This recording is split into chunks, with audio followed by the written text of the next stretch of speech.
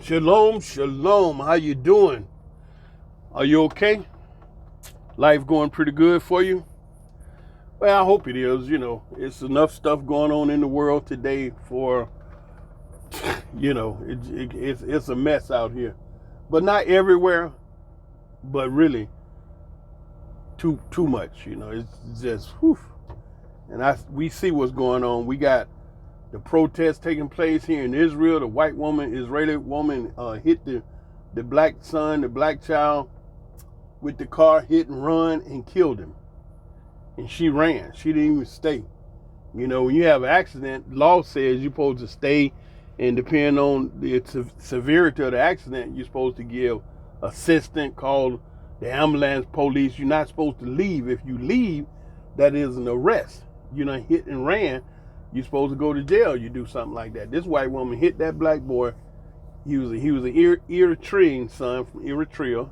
Eritrea is the country north of Ethiopia, and she ran. And not only did she ran, when the noise got so, the protest and everything, this heifer left the country. She gone. Then you got France down there talking about they not gonna leave Africa. Well, don't let the bandit be comfortable. The ambassador there, don't let him be comfortable. Turn the electricity off, turn the water off. I said that about 3-4 days ago when I first heard he say he wasn't gonna leave. How you gonna be in somebody else's house and you're not a good guest, and the owner of the house asks for you to leave, and you define the owner, you don't want to leave, but they don't want you there. You understand? So don't let him be comfortable. Turn the electricity off. Okay, you the ambassador to France. You jokers been raped, robbed, and pillaged in Africa for hundreds of years. Turn the electricity off. Now you're going to live like us. You're not going to be down here, the brothers and sisters out there hot, and you laid up in here, air conditioning on, electricity, drinking cold water, and the brothers and sisters got no water. So you turn the water off. Figure out how you're going to take a bath. Go buy a bag of water like they do. When I lived in Ghana, over there on the West Coast, they used to have these little bags of water. You know what I'm saying? Go get your bag of water and try to wash up. You know what I'm saying? Don't be comfortable. So that white boy used to that air conditioning, used to them cold drinks. Turn the electricity off and get that heathen 4 days. When that African heat get him, hey, he be up out of there. He be leaving up on his own accord. He got air conditioning in the luxury car he riding in, got air conditioning in the house, air conditioning where he going. On time he be in heat, is walking from the car to the building. He good. But he don't be in a situation that he just be in total heat all the time. 4 days. Get that bandit 4 days. You go over there to check on her, she's gone. Say, hey, where you at? Dude gone. And then the heathen be so arrogant that he won't leave in the day. He'll slide out, slither out in the night. Then you look up, he gone. You ain't see him leave. You know what I'm saying? So this is that bandit. And what kind of surprised me is they said America's gone. All the ambassadors gone. All the European ambassadors, they out. The only one staying is France. Now, you can look at that and say, that's a lot of daggone nerve. That's an arrogant. And that's true. But do you know Jacques Chirac? He was a president of France years ago. And the one before him, after him, they both said that France would be a third world country without Africa. Yes, sir, Bob. So France leaving Africa is more or less like a death sentence. They would dry up and be a third world country in severe need. Severe. Everything they get, everything they need, they're stealing it out of Africa and turning around and selling on the market for billions. I mean, just France alone is taking over $500 billion out of America, out of Africa every year. That's $500 billion. And then to have it set up to where Africa's money go through France's bank, then whatever natural resources come out of the ground, France and the Francophone countries that they've controlled, the African country's government got to get permission from France to sell it. if they want to sell it to, they have to check with France to see if France want it. If France want it, they'll get it. But they ain't paying nothing for it. Then, if France don't need it, they had to get permission from France to sell it to somebody else that may want it. France have a right to say yes or no. They could just say no. And so Africa don't get that money. So this is the type control that France have on Africa. And them young brothers and sisters coming up in there now, they like, hell to the no. Finish that. Oh, no. And then Gabon, same thing. Did you all see that bags and bags of money that they found over there that the president and his family been hoarding? I mean, it's just mind-boggling. Big bags of money, brand new money, all type of fields and everything. And the people running around out there barefoot, living in squalor. But the president's house is lit up bright. And it's sad. You know, it's a sad state of affairs, man. You sitting there listening to some black dude, he done had a stroke and half paralyzed, can't stand up walking with a cane. And he the leader? Something the daggone wind can blow over? That's the leader? Seriously? And you got all these strong, virile brothers and sisters out here, they can pump up all kind of steel, and this the leader? For what? For what? The guy done had a stroke, paralyzed. Don't you know something wrong with his brain? There's something wrong with his brain. There's something wrong with his mind. And the leadership qualities come out of the mind, not the muscle, not the fingers or the leg, from the brain. And he standing up, done had a stroke and paralyzed, walking with a cane. And if something wrong with his brain, how can he lead? Because that family have had control of that country since 1955. You know they batshit crazy. All of them, even the children. But here's the big twist. When I was looking at the news, and all these beautiful black brothers and sisters out there, there's one white woman. You know what? That has always been very weird to me. You got all of this sea of beautiful black people, chocolate, deep, dark, rich, organic chocolate, and one white woman, and she cheesing. And so I'm looking, and she's standing next to the president, and she's acting silly, waving her card. You know, I mean, white people, they just like that because they 60 and they serious, man. It's just stupid. And I'm looking at this woman, I say to myself, who is that clown? Come to find out, that's his wife. Wow. See there? See there? Uh-huh. Okay, that's his wife. And in my mind, I'm like, now that's weird. Why she with him? Man, you know what I found out? Yesterday, this just came to me yesterday. It was the wife that put the coup together because she wanted her son to be the president. What? Shazam! Yes, this is what, man. See, you had to stay on it to get it now.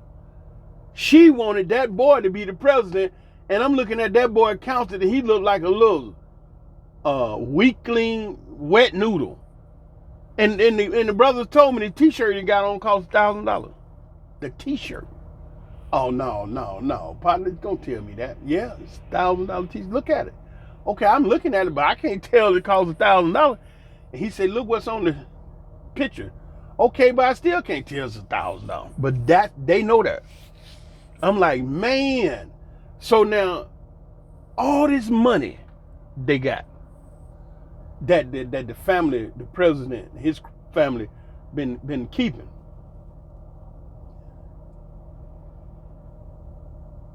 And look, come with me now. Think about this. Walk with me here. I'm just throw some thoughts out at you.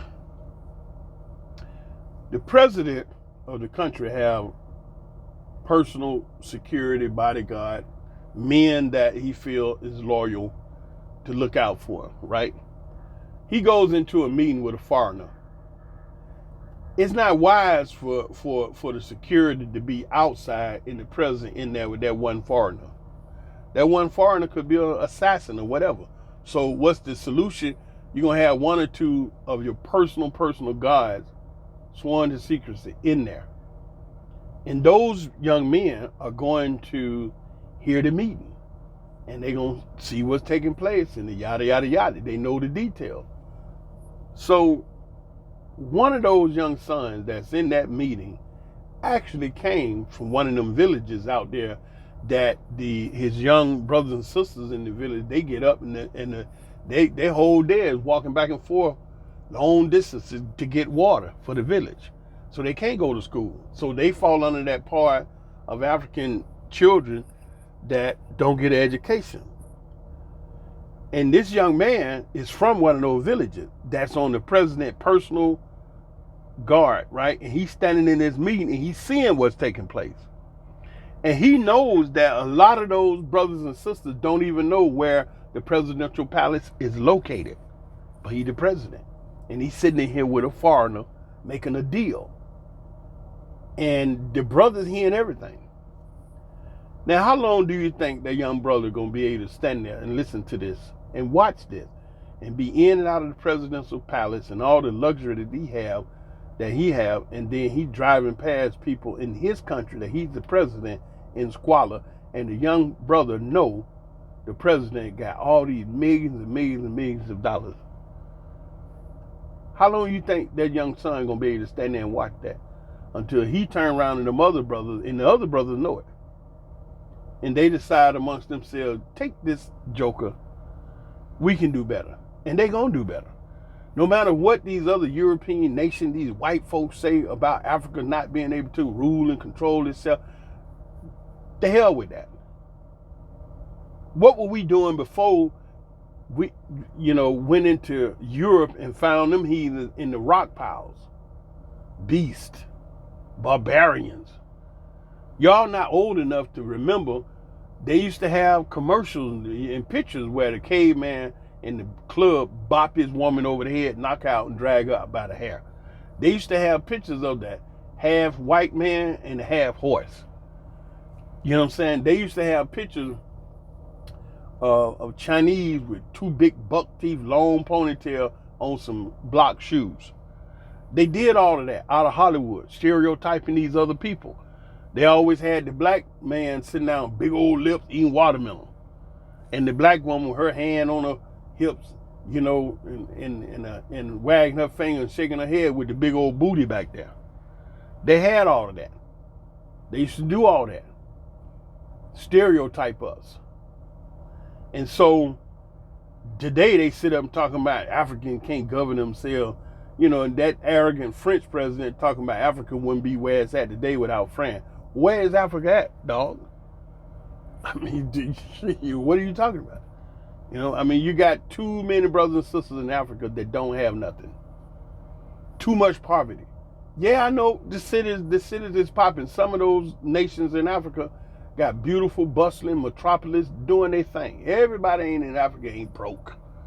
But the point is that Africa should be, as a continent, as different countries, 54 countries on the continent, should be much, much better off than they are. They should not have to be taking no aid, no handout, no money from nowhere, nobody. Because every single country on earth needs Africa. No country on earth can survive without Africa. You see all this steel in this yard here? Where do you think it came from? Tel Aviv? Ain't nothing in Israel. They got all this steel from Mother Africa. All this steel laying around here in this yard. Let me show you. Let's look at this. All this megatons of steel. But check this out. This is the third location. They got two down the street. Look at all this. Look at that. Tons and tons and tons of steel. Where do you think this come from? Tel Aviv? Akko? All this stuff here come out of Africa. Yeah. And see how rusted it is. Been in Atlanta here a long time. They ain't gonna do nothing with it. You know what I'm saying? This didn't come from Israel. Every single country on earth cannot survive without Africa. Just look at that. Look at that. It don't stop. Every single nation on earth needs Africa to survive. Africa is the only landmass continent, 54 countries can survive without no other nation. Africa has endless supply of water, endless supply of land, natural organic land. They could grow everything organic. Throw a seed out there, it's up. Africa has every single mineral that it needs. All the popular ones, diamond, cobalt, uranium, copper, zinc, everything. And even more that you don't hear them talk about. Africa got it. So who do Africa need? Don't need nobody. Excuse me, that little beeping, let me stop it. Africa don't need nobody. Look at that. All this steel. Huh? This is Israel now. Look at that. And if you've been watching the videos, you've seen even more. You know what I'm saying? So Africa don't need nobody. All these nations needs Africa. The rubber for tires, the Chinese made tires, Michelin made tires, and all these different billions of tires they make every single day all over the world. Where do you think they get the rubber from? Africa. But see, here's the thing. See, Africans never really like said, y'all can't have this. The only thing Africa really was saying is to pay the fair market price. And that's what the white man don't want to do. You see, if he had to turn around and pay for it, that means what? It's just one thing that he's looking at, less money for his pocket. Yeah, they could afford to go down to Africa and make a fair deal for the raw material. Or they can go into Africa and make a fair deal for the processed material. Now you got, like the president of Ghana saying, we're not going to stop sending raw material out. We're going to start processing these material here. And when you come, you buy the finished product. And that way they can make more money. And so you know, the white boy, woo. He's like, oh man. You know what I'm saying? So see, all this steel is finished. It's melted into the, shapes and designs they need. And so there's a place right up the street from here that they sell it like that by the tons. But when it started out in Africa, it'd be tons of dirt, much, much cheaper because it hadn't been processed. So now Africa's saying, oh, we're going to process it. And you come down here and you buy it from us by the tons so we can get that money. Oh boy, this heathen, he just pooped on himself. What? But that's good though, and it's fair. And it's time out for that. I told you that the planet went through that shift last year, right? And we're seeing the results. This whole entire creation, not just planet Earth, the 9 planets, the sun, all the galaxies and the universe, everything, because it's all connected. We all connected. And so if this planet go through a spiritual, physical, magnetic, metaphysical shift, that means all the heavenly bodies, every single thing in creation went through that same shift. And what was is not is, and what is not now is, and it's always be. And we're going back to our original mode of operation where we have the original organic people of this creation back in control. That's going to be mindful of the creation and build and develop in a manner that it don't harm the creation. We're not going to be putting poison, toxin, and impurities in these rivers like those chemical companies like DuPont. They got these chemicals and then they have runoff they can't do nothing with. And so they run them out to the river. Just dump them in the river. And then that poison kills all the fish and all the people downstream that used to depend on the river for livelihood can't anymore. They're coming up with cancer and sick and the water, all of that. That's where the barbarian get out. And you don't hear about those kind of things. In Africa, that devil, Barack Obama, the African brothers didn't want, what was it, Exxon? Shell, what is it? I think it's Shell. That American oil company I think it's Shell. But anyway, one of those American oil companies, the African nation didn't want them to drill for the oil because they was known for destroying, natural land and environment. They had a terrible record because when they drilled the oil, the pipes would leak, and they wouldn't try to, clean the place up. And the African nation was didn't give them permit. And Barack Hussein Obama, the black guy, the one that they saying now having sex with the man, that guy, he told them African nations that if you don't allow them to drill, we're going to put sanctions on you. And that's how they wind up in there. And then sure enough, what happened 2 years later, they had a massive oil spill that contaminated 30 square miles of beautiful African land. And last I heard that they was trying to lobby the people and go to the laws and the courts and everything, try to get the oil company to clean it up. Because, you can clean that oil up. They have a chemical that is like a bacteria that eat the oil up. And they can just go and take the bacteria and dispose of it. And that's the way they clean the water out, the land and everything. They know what to do. But when it comes to black people, white folks, let me say this correct. When it comes to black people, too many white people don't care about us. I said too many because not all white people fall in that category. I'm going to say that right. I know that every white man and woman walking around is not hating up on me and black people. Excuse me. We know that. Too many of them are. And a lot of them happen to be in position of authority.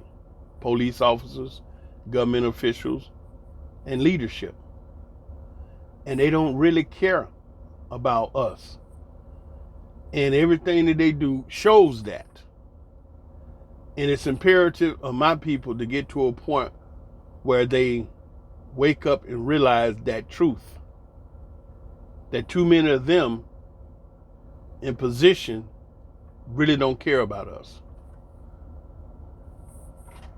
When you start dealing with reality, then you could figure out how to deal with reality. When you start dealing with reality,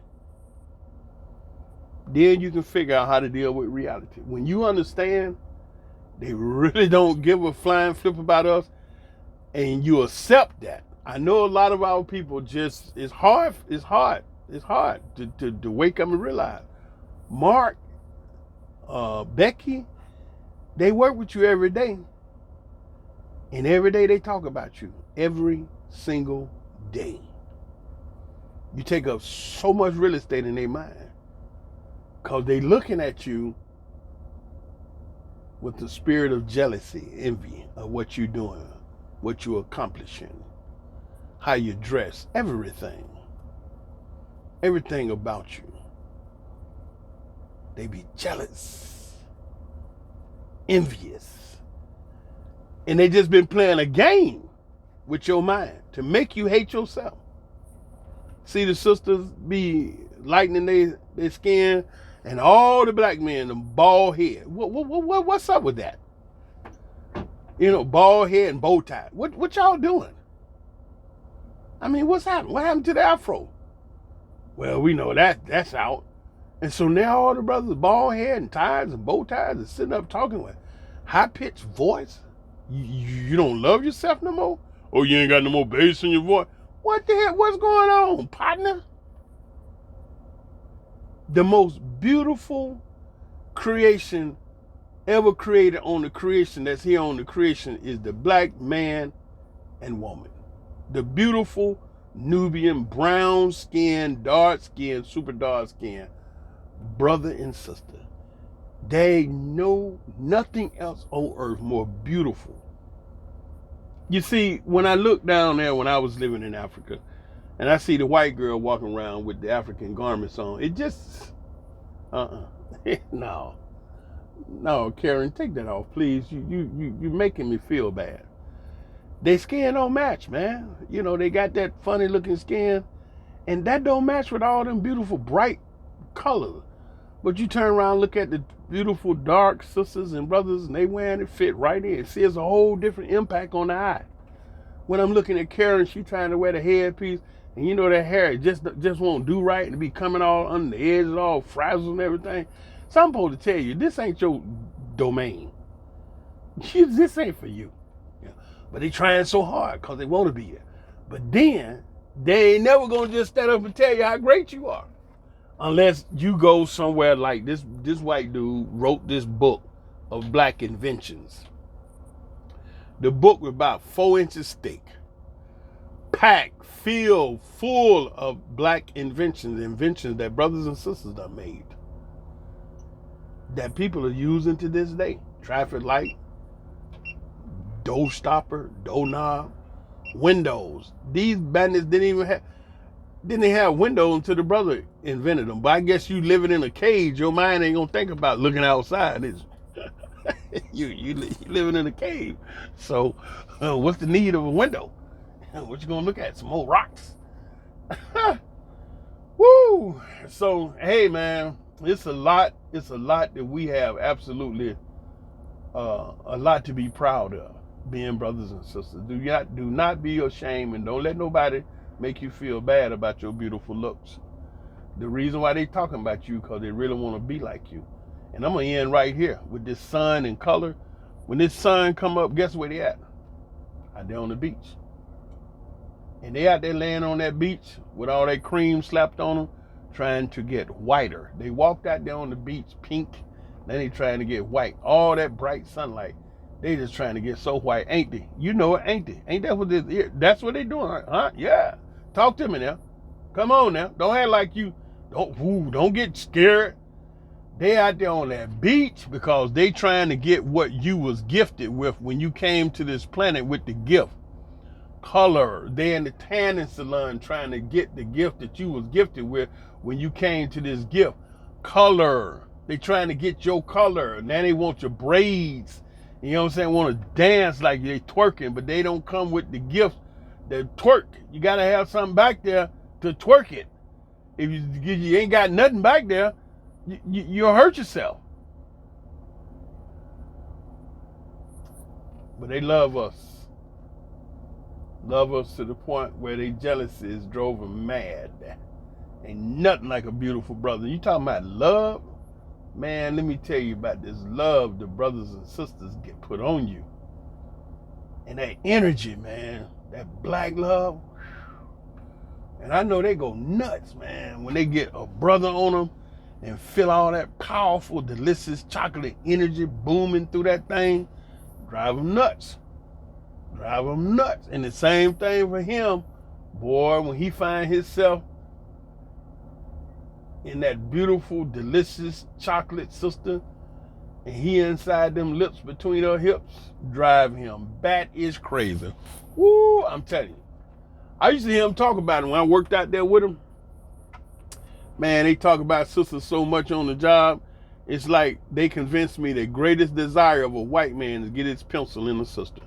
After that, he'd be like a worker bee. He'd just roll over and die. I said that then. I hear on YouTube.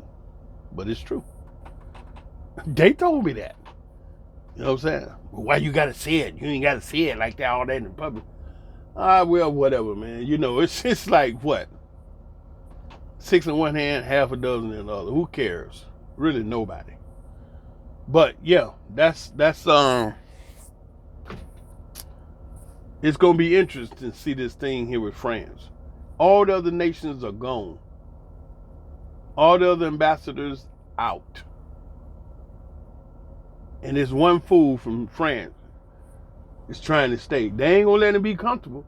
Man, how long you gonna last with no electricity and no air conditioning and no water? And then they canceled his visa.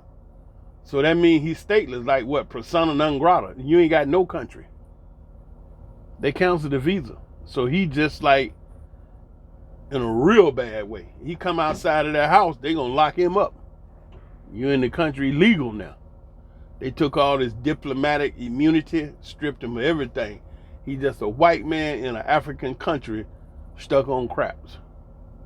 And you know France don't want to go down there dropping bombs, shooting and killing folks, because that'll be an international catastrophe.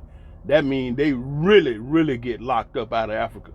African brothers and sisters won't ship them not one speck of dirt. And they know they need that Africa.